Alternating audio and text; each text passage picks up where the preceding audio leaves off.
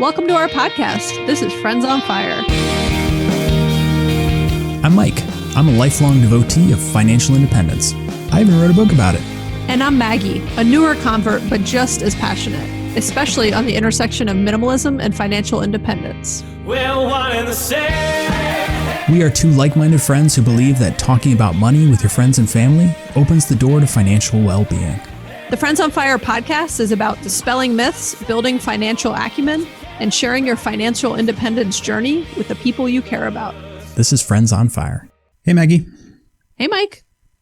So I had an interesting situation, totally unrelated to this episode, that I think you will appreciate. Okay. Are you familiar with Le Creuset? The pot? Yeah, the pots. Yeah, the like really high-end expensive pots. Yeah, so they're cast Fancy. iron and then covered in Enameled. ceramic. Enamel. That's it. Yeah. And they're like made in France, and they're hundreds of dollars. Yeah. So I have a 4-pot set. Where did you get it? Well, it was a wedding gift. Okay, because I was like, there's no way you would have I would never bought it. But to my parents, they're 40 years old. They were my parents' set, and they gave them to me because I was the first person to move out on my own and need stuff. So they gave them to me. And one of them started to crack at the bottom, like the enamel started to crack off. And so I was like, what the hell? And I wrote into the warranty thing for Le Creuset, and they were like, well, this isn't really covered, but as a courtesy, we'll send you a new one. They sent me a $400 enamel pot in a beautiful color. Did you get to pick the color, or did they surprise you? They told me to give them 3 options, and they would see what was available, and they had my first option. What color is it? It's like a kind of like a grayish, but it has a fade to it. All their color patterns. I like how this is not the moral of the story, but I want to know what color the pot is. Yeah.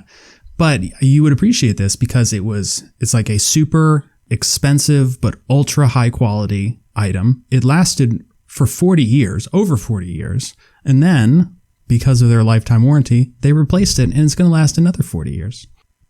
So it's funny you say that, Mike. One of our listeners just suggested a book that is on actually, I downloaded it on Audible, which I rarely do, but it was not available at any of the libraries, and I really wanted to read it. I have not read it yet, but I have a sense of what it's about based on the title, and it's kind of about your pot. It's about pots? Yeah, basically. pot, just kidding. So it's called A Life Less Throwaway, which is hard. That's like a hard title to get off the tongue. It just doesn't read. I kept rereading it. I'm like, am I reading this right? A Life Less Throwaway. And then the subtitle is The Lost Art of Buying for Life by Tara Button. And I just from the title, I'm guessing what it's about. And I love the concept. It's about buying nice is the wrong word, high quality things. So the cast iron pot we were talking about, those pots they probably have some sort of a lifetime warranty, which is probably why they're basically sending you a new pot. If you do that on every single pot you own, perhaps they'd cut you off eventually. Yeah. But yeah, you buy, Patagonia is the same way. You have damage to clothing. I had a damage to a jacket. It was my fault, right? It was something that got ripped. They fixed it for free. Right? It was my fault's questionable. But it was something with a zipper, and it kept pulling on the fabric. But they fixed it for free, right? And when you buy something that is made well, first off, it just lasts longer, and you have really, really good customer service. Yeah. And so, anyways, I haven't read that book yet, but just we'll talk about it. I knew you'd appreciate this story. Yeah, this is right up your alley. Yeah, totally love it. Not related to what we're talking about. Yeah, we're going to be talking about identity theft for children. How's that for a segue? Yeah, I know. Yeah, because you got to be careful with the Le Creuset. Le Creuset? How do you even say it? Le Creuset pots. And your kids stealing them.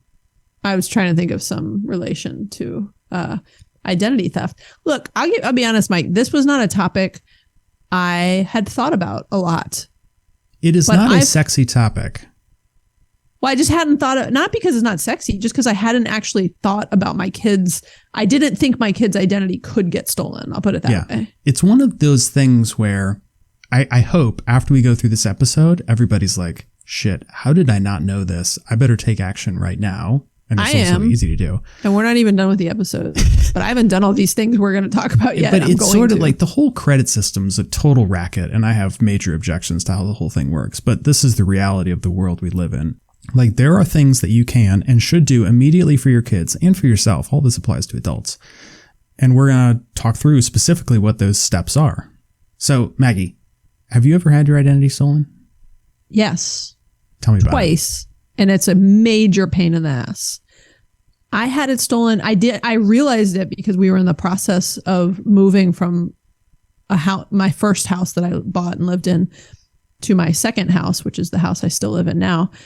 And I think because I don't even remember how I first discovered it, but we were in the process of providing like documents for the loan officer for qualifying for the loan for this house. And as part of that, I realized someone had taken out like it's been like 15 years now, so I don't even remember all the details, but they had taken out a line of credit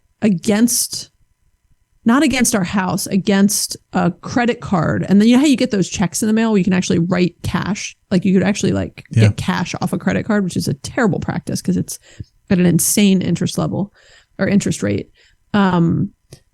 Basically, it was over $40,000 of credit card charges and like cash checks written against a credit card. And I had really good credit, so they had a high credit limit to do this against.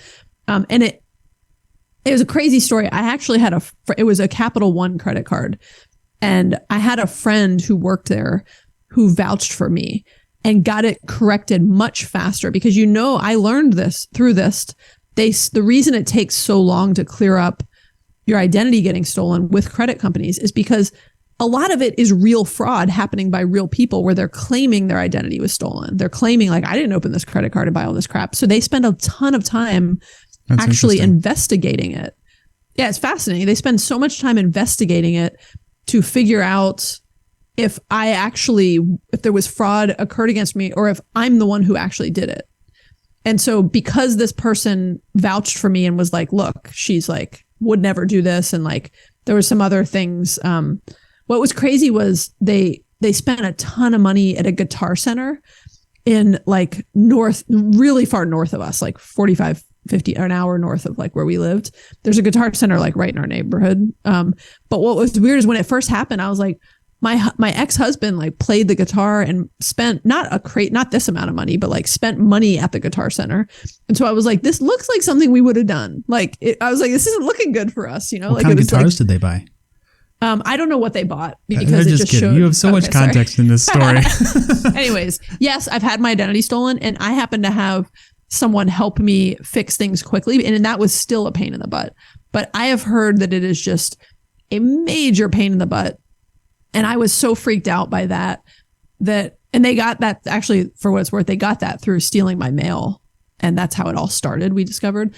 But it's so time consuming to clear up and it can really mess up. Like it could have messed up the purchase of our house. It could have had us had that whole thing fall through at the time. So it can cause some like pretty long-term issues in your life. And it's just such a pain in the butt. And then after that, I like paid for credit monitoring, which we did a whole episode on. I no longer pay for it because I just freeze my credit, which we'll talk about. But those credit monitoring services will actually, the nice thing about it is they will actually help you fix any issues that do happen. But yeah, so yes, the point is it sucks. So tell us how to make sure it never happens to our kids, Mike. So the one key thing I want to call out in your story is that you discovered it when you tried to utilize your credit to get a loan on a house.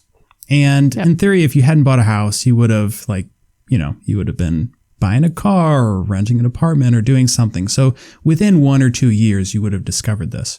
The problem with kids is that there is no reason to use their credit until they need a student loan or need an apartment when they go to college. And so if someone has their identity stolen at age 2, you might not discover it until age 18. And you probably wouldn't have even thought that it was an issue. I wouldn't even have thought, I mean, that's a great point, Mike, but I would have been like, what could you even do with the credit of a 2-year-old? Well, here's the crazy part. Now let's first start with some stats just to show you that this is important. And I love the opportunity to do some stats because you are usually the one who Googles and comes in with these. Are these real stats? These are real stats. So there's a group called Javelin Strategies that does a study every year, and it's frequently cited in identity theft articles. And so they said that 1 in 50 children will have their identity stolen, which seems pretty high when you think about like your friend group, and you will know some think kid. About your elementary school, or like, somebody in your kid's class is going to have this happen to them. And this comes to $1 billion of losses a year. And for adults, there's 1.5 million identity thefts reported to the FCC annually. That's what it was last year. So, I mean, this happens even if you think it's low risk or you aren't aware of it. It happens a lot. And it can be, to your point, Maggie, a real pain. So we're going to focus on the financial identity theft. So when we're talking about like social security numbers and credit, so getting a credit card, getting a loan, buying something, you might think like, why would you target a children? You might think, why would you target a child? That was your question, Maggie. Yeah. Like what could you do with the quote credit of a 4-year-old? Well, they have no credit report at the time, but they have a social security number. They are a person. And if you found some group that didn't have like robust income requirements or whatever review they had, you could open up a line of credit against that social security number. That is the mechanics of how this works. And so it has a very low likelihood of being discovered. And even though you're not going to have like $1 million loan on some, infant's credit report, people could open up credit and borrow money against it. And then parents are not going to sign their kids up for credit monitoring because, again, they're not thinking about it. They're like, they don't have a credit report. Why would I even do this? It is just not part of people's mindsets. Yeah. I mean, I'm a perfect example. I've had my own identity stolen. It's very much a part of my mindset for myself and for my husband. Didn't really cross my mind with my kids. And you even mentioned it before briefly when we've done some episodes. I think you mentioned it like when we talked about even credit card travel hacking, because there's something kind of related to that with it. And then we maybe talked about it when we talked about credit monitoring, but it was such a quick conversation. I didn't really think about it as a true issue. And this is definitely like, like we'll get into it, but there's some like simple things you can do to protect your children and should do.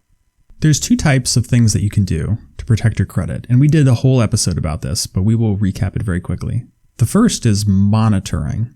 And the analogy that I like, it's like having a security camera in your house. You can see someone enter, you can see what they stole, but you didn't catch them, you didn't prevent it. You maybe can see it in real time, but like the damage is done. It just helps you fix the problem after the fact. A freeze, on the other hand, is like having a wall around your house. So it prevents people from getting in and doing anything. It really does lock down the credit report and prevent it from being used for anything. Yeah, I love that analogy, Mike, because it's a great comparison between the security camera versus like a wall around your house not letting people in. Which is why we've talked about it before, I'm a big fan of freezes and love it. Never made the connection to do it for my kids. So why not just freeze it for a minor? It's not that simple. And here's the baffling part to me. You need a credit report in order to freeze a credit report. And minors don't have a credit report until somebody opens up a line of credit against it, which is insane, right? That is insane. Like, I almost need you to say that again, but real quick, the problem is that someone could not be you, right? That could be a fraudster out there. Right. Yeah, you are not getting a loan for your 4-year-old child. Therefore, they do not have a credit report. But as soon as somebody opens up a line of credit, uses that social security number, a credit report is generated, and 15 years later, you might discover it. That is the problem that we're trying to prevent here. Mike, how can I know if there's been any, like through the freezing process, will I learn if someone's already done something with my kids? No. You will have to request a copy of the credit report. And there's 2 ways to do this. For children over the age of 13, you can do like a credit history check, whether it's Credit Karma or going direct to Equifax or whatever. If your child is under 13, you must write to each bureau with identifying documentation and request by mail that they send you a report. It's like stupid. So you have to be proactive. You will not be notified of this. But is my way around this to just get them a credit history and then do all this, which I know you'll talk about? Yeah. So the first step, and let's run through this specifically and make this kind of tactical for everybody, is that you need to freeze your child's reports at Transunion, Equifax, and Experian, the 3 credit bureaus. But can I do that before I even know if they have a report? So here's the interesting thing. Okay. 8 years ago when I first did this for Emma when she was born, you had to have a credit report. That means you had to have credit open under that name. You couldn't just like write to them, which I did. I wrote to them and they're like, there's no credit report. We can't freeze it. But now with Equifax and Experian, they have a specific form, and thank God they did this, where they will generate a report on your behalf and then freeze it in the same process. So they have simplified this. A long time coming. Is that the same form that an adult would use, or is it a different form? No, it is a specific form, and we will put a link in the show notes. But it's a minor request form, and you need to attach like your social and your birth certificate, which shows you're the parent. But it's not terribly difficult. I took a look at it before this show.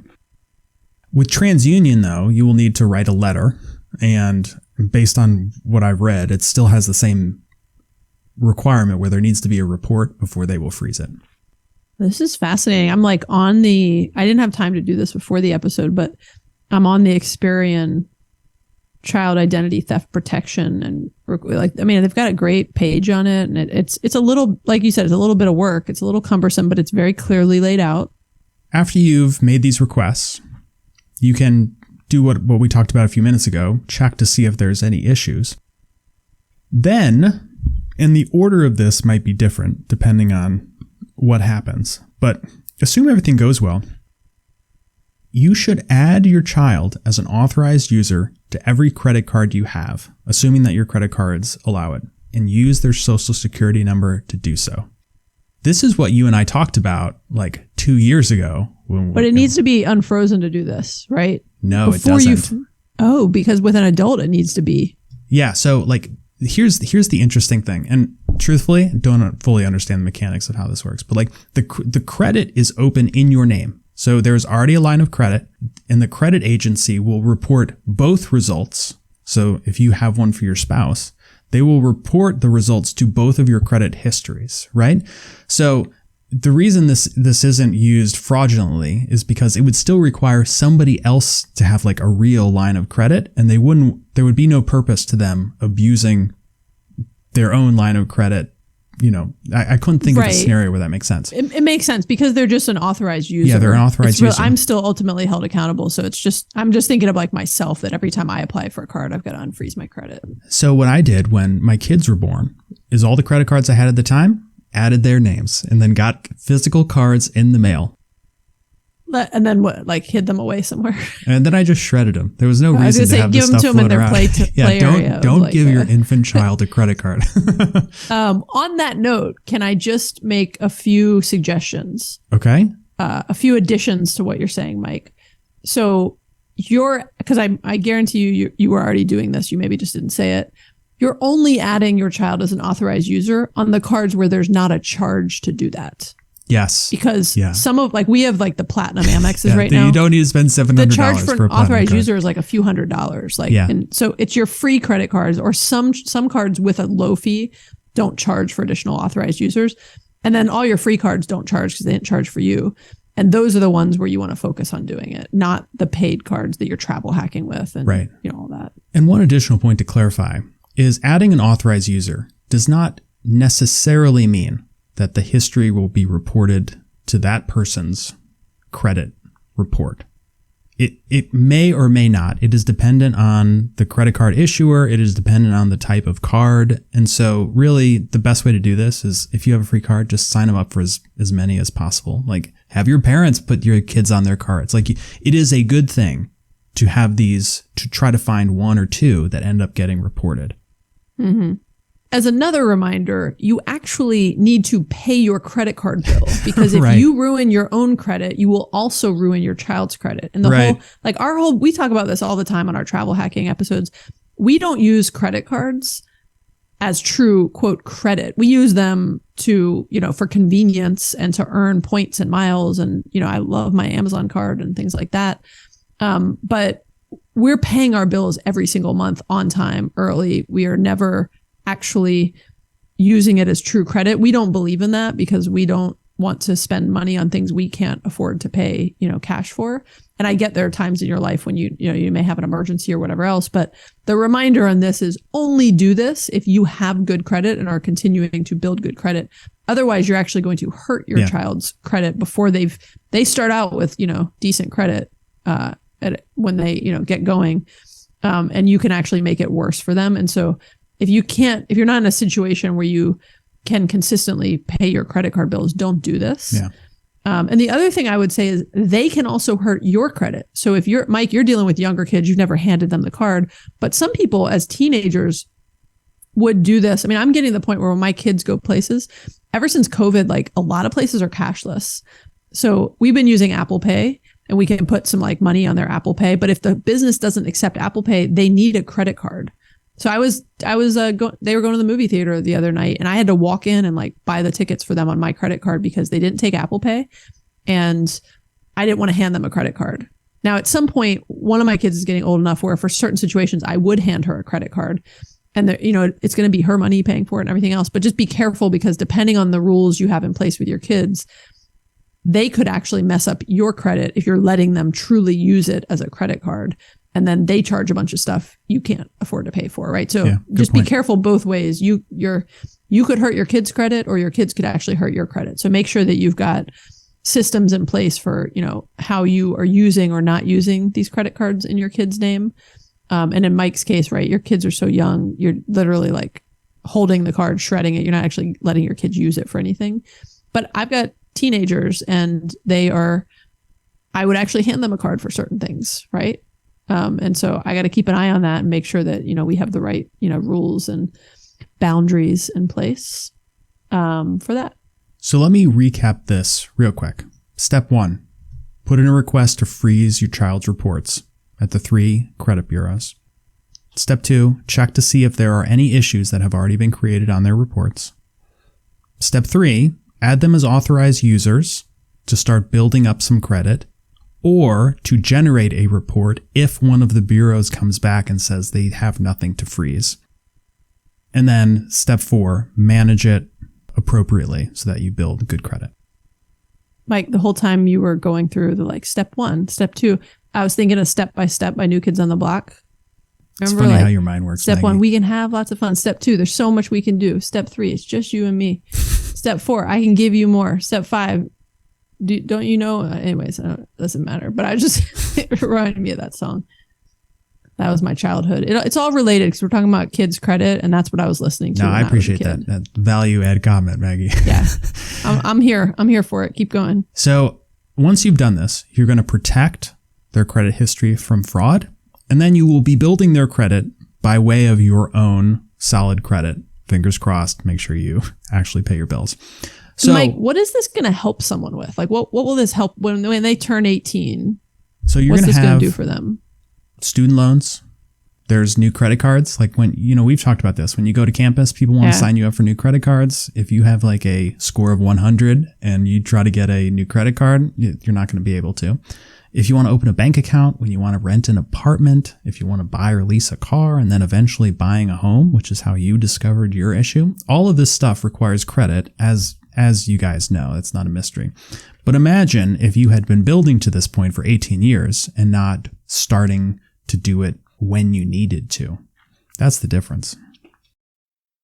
Okay, so on the spirit of this topic and just protecting your kids' identity, and look, if you don't have kids, this might be a good reminder for you just protecting your own identity. And you can go back and listen to, I think, episode 48, which was so early. What? Doesn't it just sound like a little baby episode? Is credit monitoring worth it? That's a good episode to listen to if you want a more adult-focused discussion. But again, a lot of these things are pretty similar, just different angles on them. But other things you can do to just help protect the identity of your children. Keep their social security numbers in a safe place, right? yeah. Don't have them No-brainer. like sitting in notepads in your phone and, just written down in unnecessary places. Just like you should keep your passwords safe. Educate your kids about online safety and monitor it. And that we could do a whole other episode on like different ways to like monitor, screen usage and just the types of content they're seeing and stuff like that. But we frequently talk to our kids about, just in the same way we have very open discussions about money. We talk about not sharing information, not if anyone ever asks you for a password. We also talk about like if anyone ever just texts you and is like trying to talk to you that you don't know. Actually, a really funny story. I recently, my kids are so sort of freaked out by the things I've told them that they're like, they don't ever engage on any text from someone they don't know. They would never like engage with. But Kate kept going, there's some guy named Mint that keeps texting me. And like, I'm not replying, but like, it's starting to freak me out. And I recently got her an actual phone number and it's through Mint. Yeah. And it's just the That's like funny. usage stats of like how much data she's been using and how This she's is like great parenting, Maggie. I know. And I was like, Greg was like laughing and he was like, let me see what that is. And then he was like laughing and he was like, oh, these are like, he's like, Mint is your cell phone company. And they're texting you about how you've used all of your data already. And anyway, it's just a whole separate issue. But she just was really like, she's so cautious. She was like, who's this guy named Mint that keeps texting me? So again, just basic stuff like don't share personal info with anyone unless absolutely necessary. And be like, I always have my spidey sense up when someone is like reaching out to me about something. We were recently selling our Prius and gosh, the amount of fraudulent activity that was happening, the amount of people that are not real people that are, well, they're real people that are trying to defraud you that reach out. Have you sold a car recently, Mike? 90% of the people that reached out to me, particularly on Facebook, which I almost sold it to someone through Facebook that was real. So, I mean, that the Facebook marketplace is helpful, but there's so many fraudulent people that reach out with the craziest kind of scams, like things that could be easily misconstrued. Like, let me just give you an example because it's worth it on this topic. When we say don't share personal information, they were like, oh, I'm hearing impaired. They had all sorts of reasons why they couldn't talk on the phone. And they were like, but I need to validate your number. So I'm going to send you a code and can you send me back the code? And it was Google Voice thing where they were trying to like get access to my phone number. Wow. So they were sending me it was the 2-factor authentication and they wanted me to send them the code. And to somebody who's not fully like thinking, they'd be like, oh, well, yeah, they're just asking, they're telling me a code's coming and they're just asking for the code. Like that makes sense. But no, it was like Google Voice authentication from my number. And they could have accessed 2-factor authentication from my phone from all sorts of accounts had I given them that code. Anyways, some crazy stuff. And so just always in general, like don't ever share your information. Have your spidey senses up about that's like your paranoia and just being super cautious about things for what it's worth. I just call it my spidey sense. And then Mike, do you have a shredder? Oh yeah. Love my shredder. Shred everything. Shredder too. Shred everything. I shred everything. Sometimes when I'm like lazy and something's not super confidential, I just tear it in pieces. Mm-hmm. And I just told Greg that we're going to stop doing that because it was this week, actually, a couple of days ago, that I was picking up I was bringing in the trash cans and it was like raining and wet. And there were a ton of pieces of like 1/8 pieces of paper on the ground that I guess had fallen out of the recycling bin when they were dumping it. Yeah. And it was all like, it was like a medical bill or something because I could see the pieces of it. And I'm like picking it up off the wet ground and like got this big wet soggy ball of paper. And I was like, we need to just shred everything. Yeah. You don't want people to find your medical history. That's what this podcast is for. You would like to share all those details live. I know. You can just listen to the podcast and piece together my medical history if you'd like.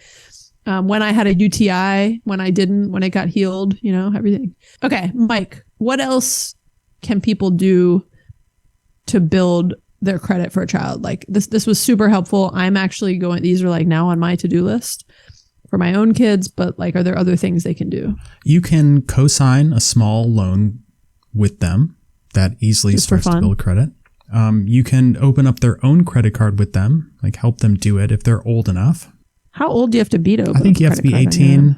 but it would depend on the credit card issuer. There's also these credit builder cards, and we'll have a link in the show notes to like some top rated ones. And this is not something that I know a lot about, but they are designed for this purpose, to build a credit history. And so you could use those with your kids. Now, one fun fact is that if you do the first method we recommended, which was adding your kids as authorized users, they can benefit from the perks of the card. And one of the things that we've been doing is that we have Bank of America cards that I opened up for the kids when they were born. And Bank of America has this program called Museums on Us, where the first weekend of every month, there's like 500 museums across the country that you can enter for free, but you need to be a card holder. And the idea is that like the parent would be the card holder, and then like you have to pay for tickets for your spouse and your kids or whatever. Mike's like, joke's on you. Yeah, I got a credit card for my I got them for my in-laws, got them for my kids. I have like 8 of these cards floating around. And so we'll show up, you know, my 6-year-old has a Bank of America credit card and she gets in for free. We went to the High Museum a couple weeks ago doing this. And so, you know, lounge access, all kinds of stuff you might be able to swing for your kids by using this method. I like it. The sucky thing on the lounge access is a lot of those are paid ones where you have to, that's right. you know, but I like that. But you're right. There are cards that have some interesting benefits, and I never thought to just get one for the whole family. I picture them in their stockings at Christmas, by the way. Like, oh yeah, you got a new Bank of America card. Wait till you find out what the benefits are. That's funny. I like that. So I hope this was helpful. Again, it's not like a super sexy topic, but it's easy to do and can be very impactful for people. And it all applies to adults too. So like this is not limited to kids. You should be freezing your credit reports, building credit. This is just good advice for life. Yeah. And I mean, I think you're right, Mike. It's not a super sexy topic, but it really sucks. And in like a physical way and an emotional way to have someone steal your credit and like mess with stuff. It's such a pain in the butt to clean up and to deal with. And you feel like violated, like they know your personal information and all this stuff. And so though you are right, it is not sexy. It's like one of those things you need to do to protect yourself and your kids. So if you're dealing more with yourself, go listen to Is Credit Monitoring Worth It? Episode number 48, and deal with, you know, yourself, your kids. Help your parents. Older people are a great example. I mean, I'll speak about, you know, my own mom, and, you know, just like I said that text with Kate where she was like, who's Mint that keeps texting me, right? My mom sometimes will get, you know, funny texts and like ask me about them, and I'm like, yeah, do not engage in that. Like that's totally a scam. But when they don't have someone to ask, like some of these things seem pretty believable. And like I've heard of just some scams recently, and they're pretty slick on like the stuff that they'll do and why someone would fall for it. And, you know, so help your parents freeze their credit. Help, you know, like this is just a great, these tips and recommendations are applicable for people of all ages, though we focused on children today. All right, Maggie, let's hit the top 3 takeaways. Okay. Number 1, identity theft is a big problem for kids and can go unnoticed for years. Number 2, it's quite easy to protect their credit by placing a freeze with all of the credit bureaus. And number 3, adding kids to your lines of credit can help them build strong credit scores over the years. Awesome. Okay, well, thank you guys for listening. If you have been challenged or inspired by what you've heard, please rate and review the show. You can also subscribe to make sure that you never miss an episode. If you have any thoughts or questions, we'd love to hear from you. You can leave us a voicemail or text us at 404-981-3370 or hit us up on Instagram. Also, Mike, we said this a couple times, but this was a more technical episode. And so we do have a lot of links in the show notes that may be helpful for you to go follow up and actually do some of these things. Yep. And we have links to like the specific forms on Experian, Equifax, and Transunion. And you can get our show notes through whatever podcast app you're listening to. You can see them in. You can go to our website at friendsonfire.org. And just those links might be helpful so you don't have to search around. And we're doing all the legwork for you. I know. We did all the legwork. Okay. All right. Thanks, Maggie. Have an awesome day. Thanks, Mike. Bye. All right, bye.